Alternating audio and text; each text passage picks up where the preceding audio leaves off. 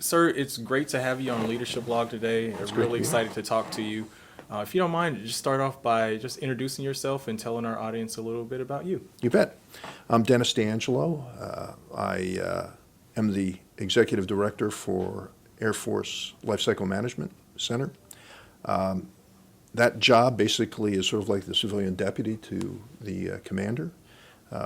Usually I handle things like the manpower pieces that we're working for, the organized training and equip piece. But really, I'm the right hand to the commander. So anything that the commander considers to be important for him to do, usually I have to be involved in. And anything he assigns me to do, I have to be really smart in as well. So I'm double tasked, but I love the job that I'm in. Awesome. And so there's a great opportunity to do leadership things and actually expand the capabilities of LCMC, and I look forward to that. And that's the charge I got when I was here. So little background, I put 30 years in the Air Force. I retired as a colonel in 2008. I flew for a period of time. Maybe we'll talk a little bit about that later on. And I did a lot of operations. Then I got into logistics. I flew big airplanes that move things, so consequently I was told I should learn logistics. So I got an opportunity to work logistics, work those logistics from the front edge of the spear. In other words, I did a lot of things with the combatant commands to prepare for war, to be able to move large masses. And then after I retired, I spent time at Stuttgart, Germany, in AFRICOM. So I worked on the African continent for a period of time while I was there doing logistics type activities. Eventually I left as the deputy J4, the deputy logistician for AFRICOM, and then I was offered the opportunity to become an SES at United States Central Command, where I did a similar job as the deputy for logistics for CENTCOM. That was probably around the 2014 timeframe through 2017, and then I was honored to be asked to come and work in the supply chain and Air Force Material Command. So I was supply chain leader for the 448 Supply Chain Management Wing at Tinker Air Force Base, which does all the wholesale supply for the Air Force, for all their weapon systems. I worked in concert with another supply chain wing, the 635th Supply Chain Operations Wing, where they do the retail. They do more of the work, the touch parts that we would have out in the system. And then I was lucky enough to be able to compete and promote to another position as the Executive Director for the Air Force Sustainment Command. So I have some experience in that CA job and the Executive Director job, just a little bit different, and I'm really learning a lot here and how the two organizations can integrate. Well, I'll talk a little bit more about that later on. But that's kind of my experience, about 44, almost 45 years now of experience. So I'm just an old guy that knows a lot. You just love the job. I love it. I absolutely do. I really do. It's I kid around about this, but I'll tell you a little joke, and it's true. So my wife and I, we have this retirement party. We bring our friends over. We have a great weekend, and now the party's over. I'm retired, and she looks over at me and she says, "What are we really going to do next?" And at that time, I was going to go work for a small airport because my thought would be that I would run an airport someplace, either a small one and then eventually move to larger ones and things like that. So I had set this whole thing up, and I said, "What do you mean we're going to do this, thing with airports?" And she says, No. I don't know what we'll do if we don't hang around people that look like shrubbery, because everybody's dressed up in a uniform nowadays. It's a BDU or an ABU, something like that. And that made us kind of rethink and revector, because we really loved being with people that were in the service. We understood them. We understood the mission. We understood the culture. We agreed with all of that, but even more so, we just loved being around those people. They were all brothers and sisters, regardless. So at that time, I knew there was a job at United States AFRICOM, and there was a new command opened up at the time. I thought I could compete for the job, so the next day we sat down and typed out the resume and put it all in, and lo and behold, I got picked, and we went to Stuttgart, Germany, which wasn't a bad gig either. But How's your German? It's a little bit better, but I'm still ein bisschen, so I only do a little. But I can talk my way into eating, and I can talk my way around if I get lost. Two most important things. Yeah, the two most important things. Absolutely. For sure. So that's why we've spent 44 years, and that's why we've stayed in the service, because we just love being with people like this and love having experiences and there's no place better that I can think of. I mean, people are doing great work for the nation, And sometimes, they're not making the same pay as people on the outside, but they should be very proud of what they do because it's extremely important. Yeah, absolutely. So you've been our executive director for almost 2 months now. Yeah. What do you think of the Air Force Life Cycle Management Center so far? I'm amazingly impressed about it. But I was impressed before I got here, but now I'm really impressed. I mean, during the period of time I've been here, the people have been very receptive of me, and of course I'm the new guy. Even though I'm in a pretty high position, I'm learning about the organization, so they've helped me learn. But what I've realized is that the people here are extremely intelligent. They have skill sets that are probably the best in the Air Force. My time at Air Force Sustainment Command also proved that Air Force Materiel Command has some really, really super people. I mean, the people in Oklahoma were really good to me, not only in the installation, but the people around in the cities and in the communities around the installations that we have, as well as in that state alone. But here it's been very receptive too. Not only has LCMC been good, but the local community has been very receptive of bringing me in and making me part of the community and working together in that aspect. So from a work standpoint, very intelligent group, very focused on getting the job done, and very much committed to making produce a promise. Whatever promise we make, we want to deliver on that, and they work hard to make that happen. And then the community itself being very open to bring me into the community, so there are things that we can do together to help improve the mission that we have here for LCMC. And it's a very broad mission, right? It's not just here at Wright-Patterson, but expands across back to where I came from at Tinker. We're there. We're virtually everywhere, and in our support mission, we do a great job of making sure that the PEOs have the tools that are necessary for them to accomplish the mission, which is not always easy for us to do, but we do a great job of it. So I'm very impressed with what I see, and I'm very excited about being here. I'm very honored to be here at the same time. So thanks for the offer to expound on that today. Absolutely. So it's my understanding that you served as a C5 pilot Yeah, at one yeah, time. yeah, So can you talk a little bit about that experience and how that's really translated into, developing your leadership skills and how you approach acquisition problems and challenges? Well, I think, having been an operator, I kind of joke about this, so I'll start with this. I realized that everything I broke as a kid, I get to fix as an old guy, right? So it gives me an opportunity to say, hey, I understand how the operators think a little bit in this one because I was one, even though that's been some time ago. And I'm hopefully being able to bring that experience in to say, here's things that we might want to consider. Though the staff and the whole organization is pretty good at knowing what operators want, and they do a very good job of it. But the other thing, too, is I'm hoping to be able to take some of the skills that I learned here as I get into the job and take that back to the operational force and say, hey, you probably don't know the whole picture behind how much it takes to support or to acquire the weapon systems that you fly today. We see that often when we do the tasers and the rockers, the technology acquisition and sustainment reviews, as well as the readiness for combat and operational aircraft that we go through. That sometimes we have to work with the MAGCOM so they understand just the gravity of which it takes to buy the parts that are necessary or to acquire the new weapon systems.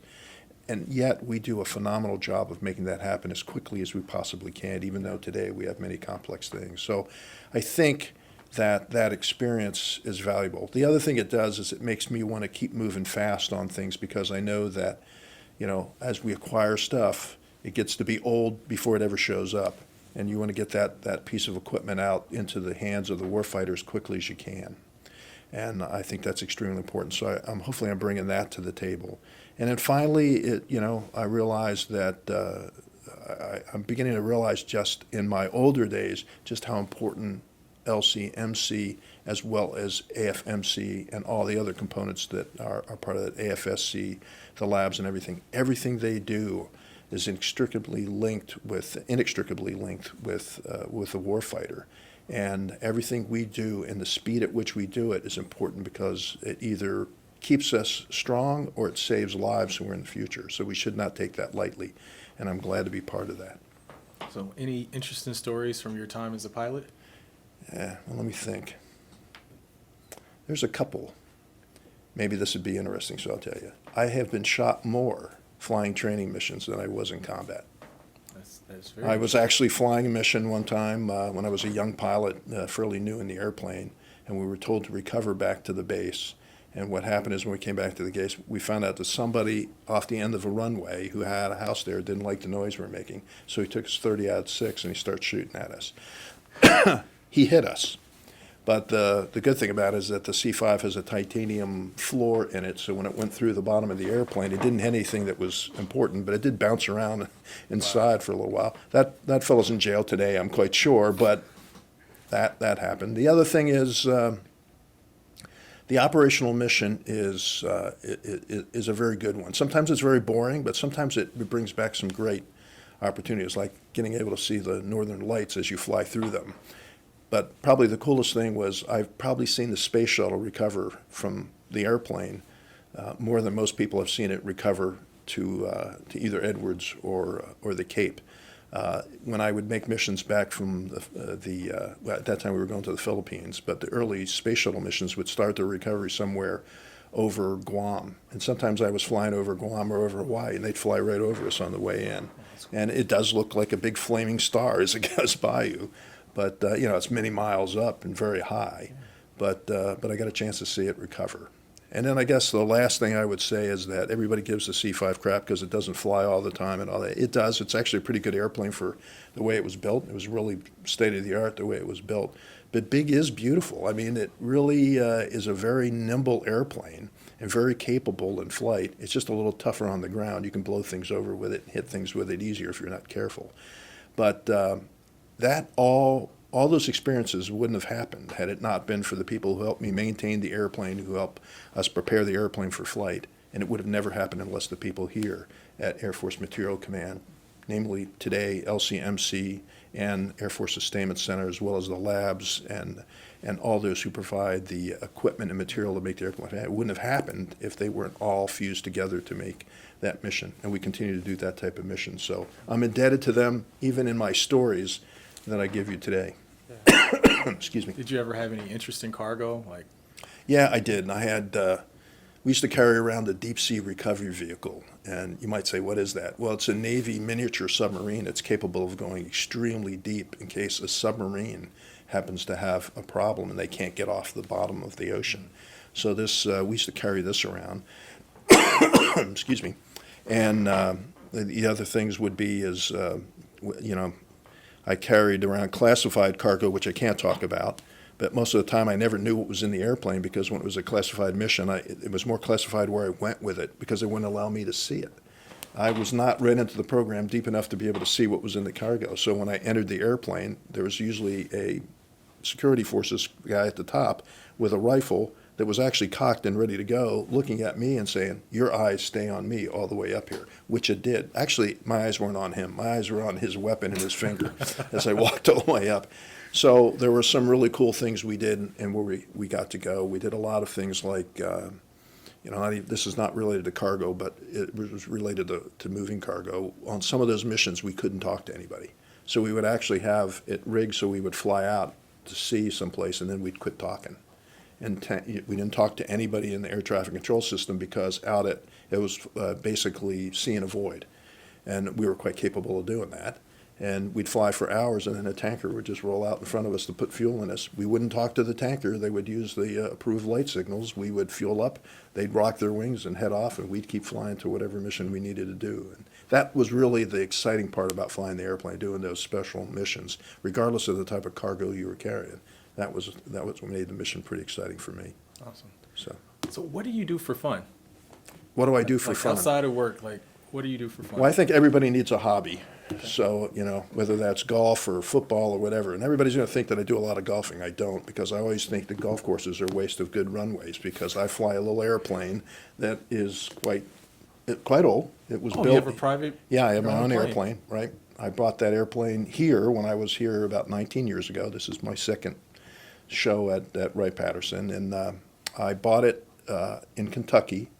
The airplane was built in Middletown. It's called an Aeronca. Aeronautical Corporation of America is Aeronca Champ. It's a two-place tandem airplane. You sit one behind the other. high wing, fabric covered, has no electrical system, does not. No, you have to hand prop the engine to start it and all that. I got maybe 5 gauges that tell you if the engine's doing well. The fuel gauge comes off a 1940 Model A Ford. That fuel gauge was used because Middletown happened to be the production facility for Ford, and when Aranca was looking for components to put on their airplanes that they didn't want to pay a lot for, they would usually go to Ford or Chrysler or one of the companies that was building cars in the local area, and they would ask what they had. And when they built the fuel tank, they said, we could put a Ford fuel gauge in this. So they bought the old fuel gauges from them as they moved from the 1930s type cars to the 1940s cars. And so this was in about 48 that they bought it. So when people talk about aging airplanes and say, hey, you don't understand, these airplanes are aging, I certainly do, because mine is probably about as old as the idea of the B-52 and all that. Doesn't go fast. Over in Oklahoma as well as here, usually the cars pass me because it's about an 80-mile-an-hour airplane. In its day, that would have been blindingly fast because there weren't any superhighways in the 40s. So if you were to drive from, let's say, Dayton to Cincinnati and you took the back roads, probably you would average maybe 40, 35 miles an hour. So an airplane going straight at 80 miles an hour would have been very fast. The airplane was used for training primarily, but some people bought them and used them as corporate airplanes. Today, maybe a Cessna would be the same equivalent, but at those days, there were people that actually flew them to do their business, like sell things. So, so every other year they have a big get-together in Middletown, Ohio, at the Middletown, Ohio airport down there, and they fly off the same grass strip where the airplanes were built, and I'm planning on attending the next one. The last one was this year, so I have to wait 2 years before that happens, but I'll go back down and goof off. I keep it up in Versailles, which is probably about 50, 60 miles north of here, only because there's no hangarage down there. There's no place to park it. But great bunch of, I've never met a pilot I didn't like, so I will tell you I have a great time, and that's what I do. Now, you're going to ask me if my wife goes with me, because that would be the next question. Absolutely. Yeah, well, she doesn't, because she hates to fly, and but it's okay, because I don't pressure her to go with me, and she doesn't stop me from doing what I love. And then we have other things that we do, like we like to travel, so we will travel to places like overseas. We like to go back to Europe. Did you fly your plane? I do not fly my airplane. I would not be able to make it. Somewhere probably just about, Pennsylvania, I'd run out of gas. But anyway, we won't fly the airplane. We will actually go over there. We'll take an airline to go over there. And then the two of us like to hike. So we've hiked all over the Alps. We've hiked all over the UK. We've hiked Ireland, Scotland. So we've hiked every place we possibly can. So that's kind of the family type thing where my wife and I go do things, and then the flying thing's my gig on. I do it once a week for 52 weeks of the year. I do 1 day a week, I should say, for 52 weeks of the year, and I put about 100 hours on it. I try to fly 2 hours. Do you do the maintenance yourself? No, I have a person. I do a lot of the maintenance activities, but I have somebody that oversees me do that, either aircraft mechanic, and that has to be inspected at the end and signed off by an aircraft mechanic with inspection authorization. He has to be able to inspect the airplane. So I usually find somebody to do that. We work together probably through the first annual inspection, and then once that inspection's complete and they're happy with it, usually I get to do the work and then show how I did the work, and then that individual will always inspect it. Nobody lets me do the work without somebody inspecting it unless it's approved by the FAA. So, yeah, I do as much work on it as I'm allowed to. Let's put it that way. Awesome. So let's talk a little bit about logistics. Mm-hmm. You have a pretty long background, or pretty broad background in logistics. How important is logistics to warfighting? Oh, I think it's extremely important, right? If you've looked at places where countries have failed at their wartime mission, it's usually related to logistics. You can look at how Napoleon outran his logistics capability. You can look at what happened to the Germans as they went into Russia. They extended their lines so long, and they didn't have enough resources on those lines that they actually lost and pushed back into Germany. It's extremely important to have the type of resources that we need to keep the weapon systems viable and capable during either peacetime or wartime. Sometimes we don't have all the funds that we'd like to have to make that happen. So sometimes we have to move, and in my supply chain time, we would actually move the money around a little bit so that we could give the most readiness to the weapon systems that need it the most. Probably the place that we could improve from my standpoint here would be to make sure the program executive officers, the PEOs, know that we've made these changes and movements. Sometimes we didn't tell them. Matter of fact, I would probably say quite a few times we didn't really give them all the depth in where we were moving things. But the logistics is very important. I mean, every time that we go to an event with a major command, like the TASER or a rocker, where we talk about readiness or we talk about the sustainment of a weapon system, almost always the supply chain would come up, or the supply activities that are related to it, or the depot movement. So I think what's important for me to do in the integration piece, where I would bring some of the capabilities that I have from experience in logistics as well as in supply chain to LCMC and take that information back to those people that I used to work with and for, okay, is the fact that we've got to be inextricably linked between the two of us, because being able to put things through the depot and having the right supplies at the right time and having that material not just at the depots or in garrison, as the 448th would do, but like the 635th would do, have that in the field so those weapon systems can be supported in the field are very important. And the life cycle management piece of that means that we probably here ought to be, constantly in contact with our supply chain as well to make sure that that is being done and that the PEOs understand what impacts are happening. And I think that's some of the things that I'll try to do when I come here to do that type of integration, so that we realize just how important supplies are not only to construction of aircraft, but for the maintenance and the ability to do our wartime mission. Awesome. Hopefully that answered your question. Absolutely, and it brings me to my next question. Yeah. What are some of your priorities as executive director? Well, I think you kind of talked about one of them over there, and that one piece that I'd like to work on is I'd really like to work hard on the integration between my previous organization and this one. Not that it isn't there already, but I would just like to improve that. I think there were some times when I was in Air Force Sustainment Center that I didn't understand exactly everything that happened in life cycle management. And I'm quite sure Ms. Wadern, when she was in my position, didn't understand me all the way. And that was my fault, because I didn't reach out to say, hey, here's some of the things you should know.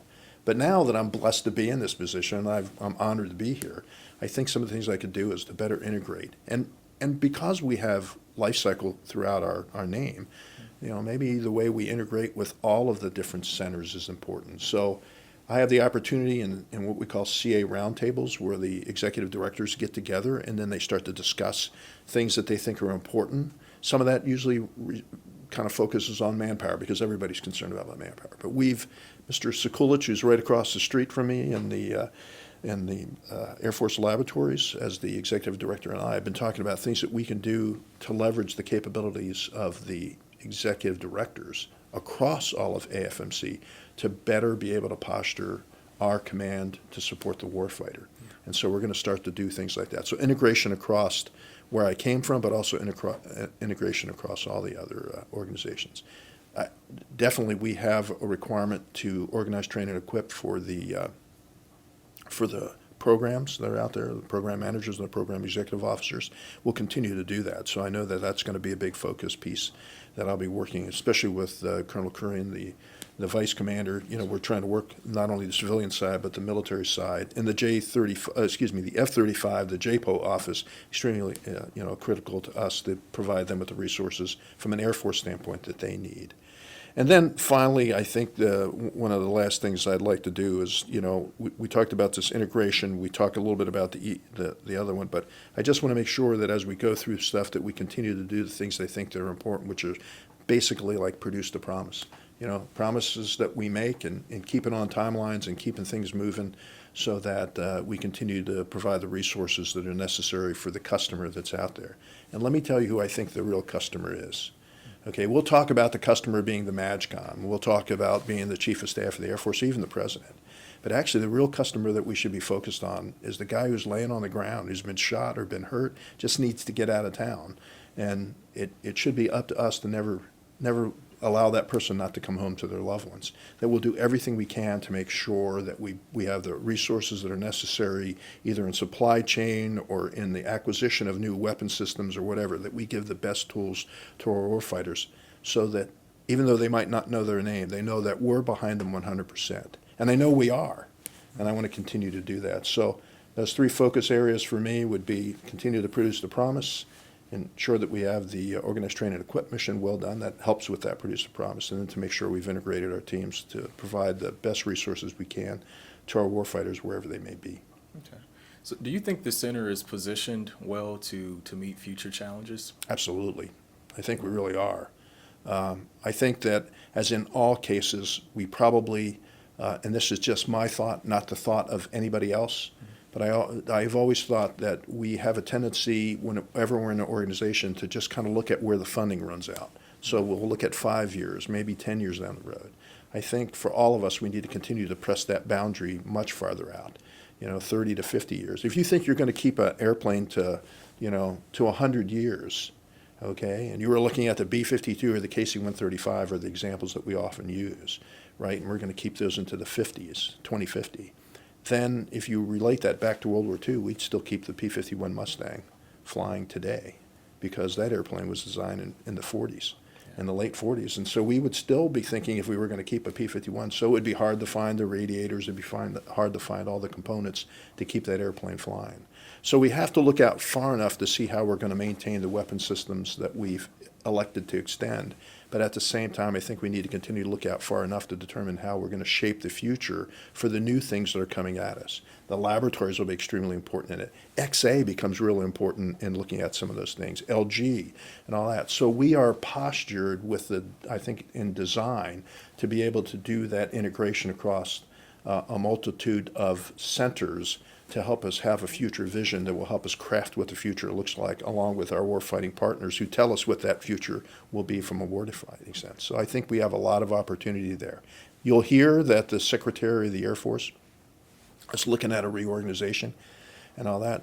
Certainly that's out there and all that, but General Richardson has basically said that he thinks that the command as it is today is very well postured in the way it's organized to be able to carry out that mission that the Secretary of the Air Force has envisioned. He realizes, like we all do, that there are places we can tweak it to make it better and faster and so on, to be more productive in what it does. And we should do that and all that. But right now I think we're in a pretty good spot. And we'll continue to scrub at it to make it better all along. We won't be stoic and stay or static more so in the way we do business. But we will certainly move forward to continue to refine the process we got. But I think we're in a pretty good spot to allow us to carry forward in the current mission as well as the future missions coming at us. Absolutely. So how do current events, like such as the war in Ukraine and everything we hear about China, how does that impact your job or change how you approach your job? Actually, it might be that I have to refocus some long-range plan to address the short-term or even long-term. And we're like China. It hasn't changed anything because we've been doing this for the last couple of years with the current Secretary of the Air Force. So our focus has been China, China, China, and we've been looking at how we meet that mission. From a standpoint in how I would adjust a job, we're going to be focused on how we posture the acquisition, sustainment of weapon systems that we have to meet that demand. And the China scenario is a little bit tougher than other ones because of the tyranny of distance in it. But I think we've done a lot of things. The air staff has done, from a logistician standpoint, they've done a lot of work at looking at how you would provide logistics in a contested environment. And even though people say, hey, you're a little bit more focused in LCMC on the fact that it's acquisition, but we do look at how we have to provide the resources or how we might acquire those resources to be able to do that type of mission. So that'll be important to us. In the war in Ukraine, once again, there's an AFSAC mission in this. So there's, the FMS piece that we have and how we've been exchanging material. It also makes us look at, then how are we going to acquire the additional materials that we'll need to keep us ready for for a combatant situation if it should arise, but at the same time be able to help the Ukrainians accomplish the mission they have in the situation that they're in. So it makes us refocus slightly, but really, to tell you the truth, we stay on point with the mission, and pretty much we are able to accomplish what we need to in those two scenarios by the way that we make small adaptations to what we do every day. So I probably would tell you this, and to go back to our people to let them know how important that mission is, even though it might morph. You know, you might change a little bit here. You might be looking at China today, but then suddenly along came Ukraine, and we had to make some changes. And sometimes we don't think we have a big impact on that. But I used to work for a boss over in CENTCOM. His name was General Joe Votel. Okay, 4-star general, kind of a special ops guy, really, really brilliant in the way he executed his mission. And he would always tell us all this. He would tell all of us this point. He would say, never underestimate your impact to the mission by your proximity to the fight. So even though we're miles behind maybe where the actual war is taking place or the fight's happening, or even removed from it because somebody else is actually accomplishing the worst fighting mission, we have an impact by the way we support those organizations. So the work we do here is critical to the success of either our allies or our own warfighting forces. So the way current events are, they don't really change the way I do business. Sometimes they're a little bit of a stressor, but we should always realize that we're on a constant path of providing the best resources we can for our military and for those that are allies with us. How important is air power to fighting and winning wars? I think it's extremely important. You know, I think that the air power mission is extremely important towards the execution of any type of warfighting mission.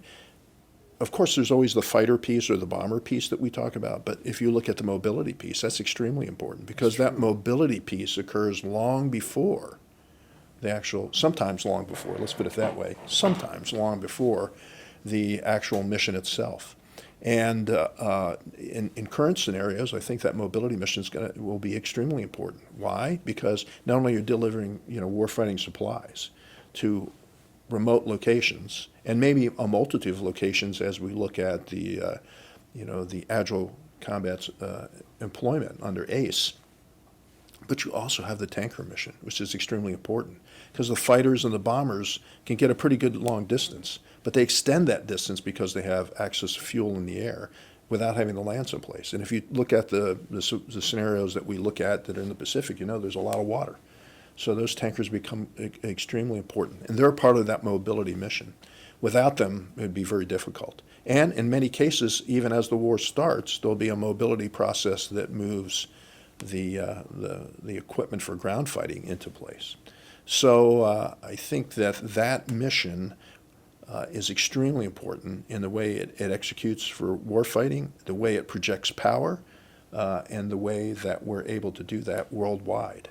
And if you take one thing away, I think and the way I've always looked at it, is that a force that can do that kind of projection will sometimes accomplish its mission without ever firing a shot, because people won't challenge you because they know what you can do. And air power helps us bring that type of security and safety to the world, I think, because we can project power, and we can project it pretty rapidly. And air power allows you to do that. Nothing against my brothers who are Army or Marines or the Navy. They project power quite well, too. But in many cases in the land war, it requires some air power to get them there. Yeah, absolutely. Do you see any similarities between the Cold War and today?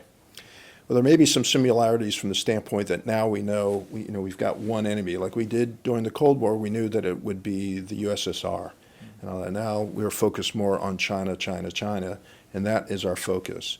But we have potential threats throughout, right? We have threats that come from this advance into Ukraine from Russia. We see threats still in the Middle East with Iran. And there's still parts of the world where there's still unrest, like in Pakistan and India. So even though maybe during the Cold War it was a little bit scarier, maybe that's because I was younger. There was more of a nuclear threat and all that. But today things are different. The world's different. So even though it looks like we have one focus on one country right now, and we do, and all that, there are still other threats that are out there. And I think that we, as the Air Force and the nation, are working to make sure that we keep stability across all the potential threats that are out there. So you notice we still do operations in United States Central Command. You just maybe don't hear about them as much because the focus is a little bit different. But there are still operations going on there. Plenty of operations still going on in Africa for U.S. AFRICOM, and they do a lot of work down in there. So there are things that we do as a military that today would probably, we didn't do quite as much maybe back during the Cold War.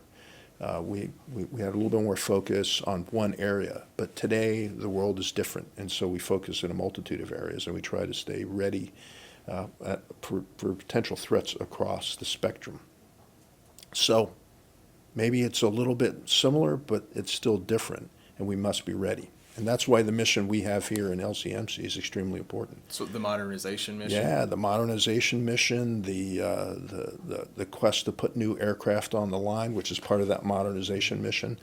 F-35, you have the next generation air dominance fighters that are, that we're working on and all that. God, that is so important to bring those weapon systems to bear as quickly as we can.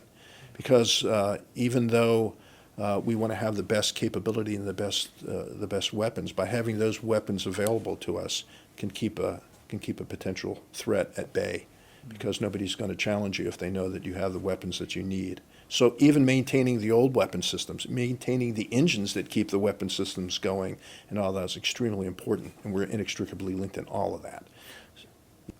Well, sir, is there anything you would like to add, anything you want to talk about? Sure. I'll end with this. I'll tell you that I'm very excited to be here. I'm very excited about what I see when I come here, because there are some great, great people all the way through all of our organizations and throughout all of AFMC. I'm really honored to be here. I'm really blessed to be here. I'm very happy that I was selected.